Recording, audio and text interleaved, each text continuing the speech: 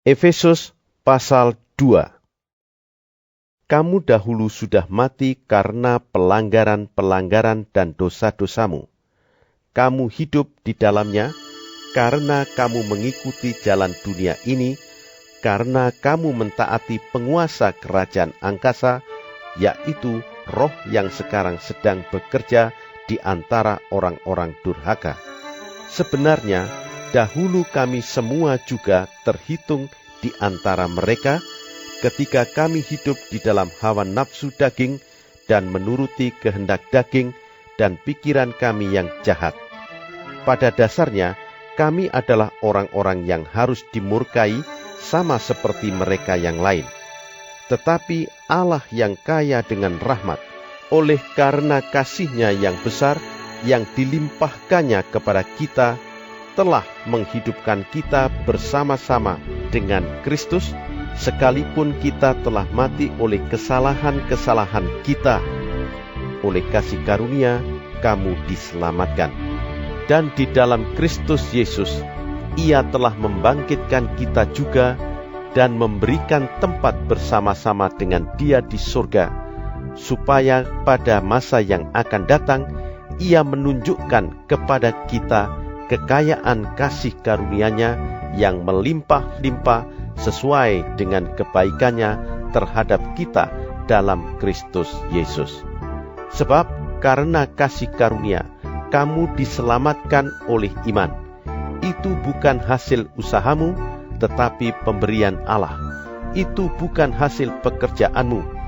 Jangan ada orang yang memegahkan diri.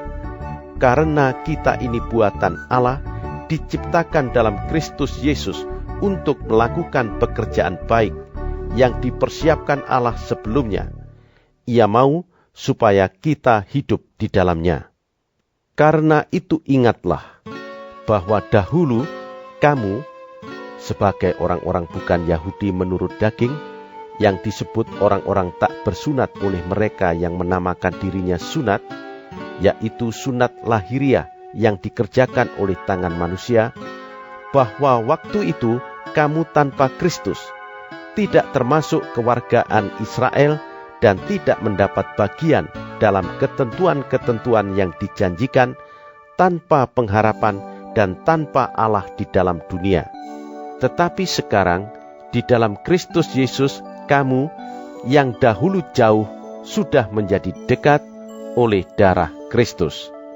Karena Dialah damai sejahtera kita, yang telah mempersatukan kedua pihak dan yang telah merubuhkan tembok pemisah, yaitu perseteruan, sebab dengan matinya sebagai manusia, Ia telah membatalkan hukum Taurat dengan segala perintah dan ketentuannya, untuk menciptakan keduanya menjadi satu manusia baru di dalam dirinya, dan dengan itu mengadakan damai sejahtera, dan untuk memperdamaikan keduanya di dalam satu tubuh dengan Allah oleh salib, dengan melenyapkan perseteruan pada salib itu.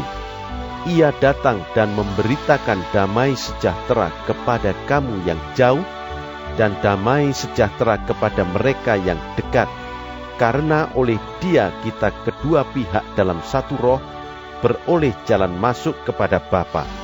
Demikianlah, kamu bukan lagi orang asing dan pendatang, melainkan kawan sewarga dari orang-orang kudus dan anggota-anggota keluarga Allah, yang dibangun di atas dasar para rasul dan para nabi, dengan Kristus Yesus sebagai batu penjuru.